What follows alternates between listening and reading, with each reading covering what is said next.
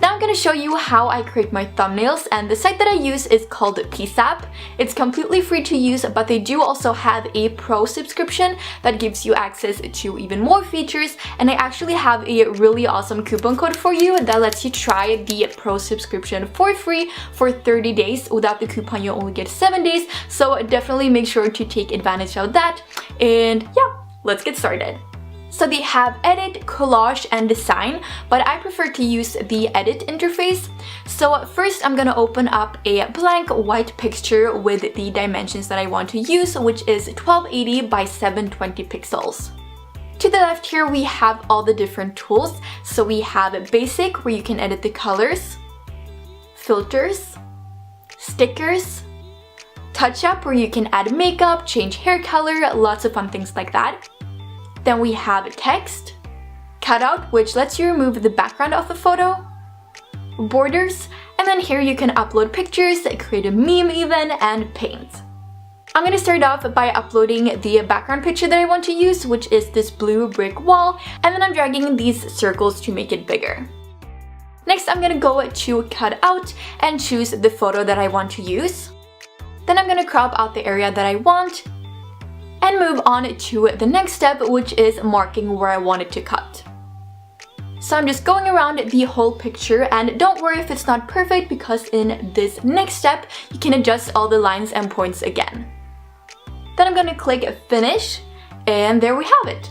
So I'm just gonna make it a little bigger and move it over to the right. Then I'm gonna add another picture, and this time it's a Polaroid frame. I just searched like Polaroid PNG on Google or something and it popped up, in case you want to use it too. And then I'm gonna click this little symbol to duplicate the picture so that we get 2 frames. Once they're both in place, I'm adding the picture that I want to put in the frame and scaling and rotating it to make it fit better. And then if I select the Polaroid frame, I can click this button to move that layer forward so that it's now on top of the picture. And then I'm just repeating that for the other one too.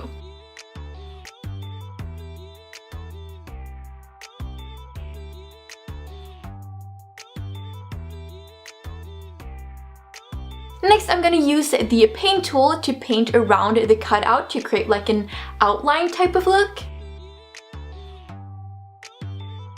And then it's time to add some text. So I'm gonna put DIY, and they have tons and tons and tons of fonts to choose from, but you can actually also use the fonts that you have installed on your computer, which is awesome. So I'm gonna use this one that I downloaded called Beauty and the Beast, and then I'm just gonna add the rest of the text.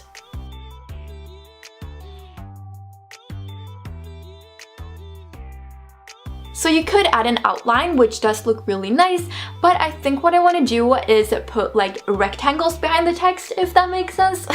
So to do that, I'm uploading a picture of a solid color, and then I'm putting it over the text and adjusting it so that it fits nicely. And I also like to drag down the opacity a little bit just to see what I'm doing. And then just bring the opacity back up and move it underneath the text. And then I'm repeating that for the other words too, and I'm also using this color slide to change the color of the rectangles.